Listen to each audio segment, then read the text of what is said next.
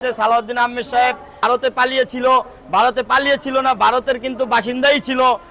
বলেছে বাংলাদেশে এসে আমি গুম ছিলাম, আসলে কিন্তু উনি গুম ছিল না, মুদির কোলেই ছিল, মুদির আন্ডারেই থাকতো। কয়েকটা ফ্যামিলি কার্ড দিয়েছেন, ফ্যামিলি কার্ড দিচ্ছেন নিজেদের মানুষদেরকে, ওই ইউনিয়নে একটা করে। আমার ইউনিয়নে একটা ফ্যামিলি কার্ড পেয়েছে, এটা কি আপনি ইস্তেহার দিয়ে দিচ্ছেন, প্রত্যেকটা জনগণ পাবে। যে স্বরাষ্ট্রমন্ত্রী সালাউদ্দিন আহমেদ সাহেব উনি যে উঠিয়ে যাওয়ার কথা বলেছেন, এই প্রেক্ষাপটে আমি বলতে চাই যে সালাউদ্দিন আহমেদ সাহেব পুরো একটা ভুল ডিসিশনে যাচ্ছে। সালাউদ্দিন আহমেদ সাহেব দেখেন, বাংলাদেশে উনি ভারতে পালিয়েছিল না, ভারতের কিন্তু বাসিন্দাই ছিল। বলেছে বাংলাদেশে এসে আমি গুম ছিলাম, আসলে কিন্তু উনি গুম ছিল না, মুদির কোলেই ছিল, মুদির আন্ডারেই থাকতো। আজকে এসে বাংলাদেশে বড় বড় ইস্তেহার দিয়ে যাচ্ছে, বড় বড় কথা বলে যাচ্ছে। সালাউদ্দিন সাহেবও জানতে পারছে যে বাংলাদেশে ওনাদের বেশি দিন সময় নাই, ওনারা বেশি দিন এই সংসদ টিকাতে পারবে না, ওনাদের পরিস্থিতি খুব খারাপ। এই দেশের সাধারণ জনগণ মাঠে নেমে যাচ্ছে, রাজপথে নেমে যাচ্ছে। আজকে 1 মে দেখেন কিভাবে সাধারণ শ্রমিক রাস্তায় নেমে আন্দোলন সংগ্রামে নেমে যাচ্ছে।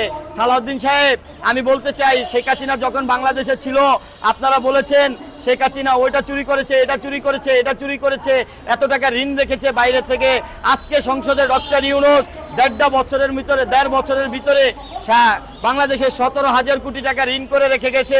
আজকে আপনারা এসে 35,000 কোটি টাকা ঋণ করেছেন। এইগুলো এই এত দ্রুত কিভাবে করলেন? আর ডক্টর শেখ হাসিনা তো 17 বছর রাষ্ট্র চালিয়েছে, 17 বছরে ঋণ করেছে, বিভিন্ন কাজ করেছে, বিভিন্ন 100% বিদ্যুৎ দিয়েছে, বাংলাদেশের বাসস্থান ছাড়া মানুষের বাসস্থান দিয়েছে, মসজিদ দিয়েছে, এবং সরকারি বিভিন্ন কাজে শেখ হাসিনার অবদান রয়েছে। আপনাদের তো কোনো অবদান এখনো বাংলাদেশের মানুষ পায় নাই। কয়েকটা ফ্যামিলি কার্ড দিয়েছেন, ফ্যামিলি কার্ড দিচ্ছেন নিজেদের মানুষদেরকে, ওই ইউনিয়নে একটা করে।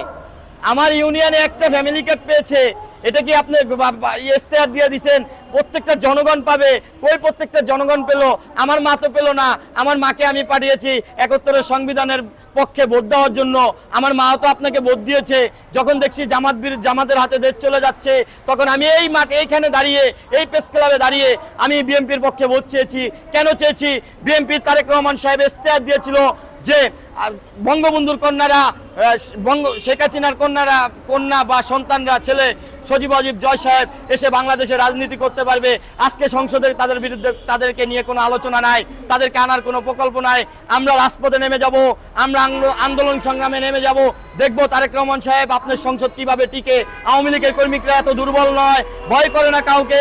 বঙ্গবন্ধুর সৈনিকরা ওরা জীবন দিয়ে হলো শেখ হাসিনাকে এই বাংলার মাটিতে এনে আবার সংসদে প্রধানমন্ত্রী রূপে বসাবে ইনশাল্লাহ। এই বলে আমি আমার বক্তব্য শেষ করছি।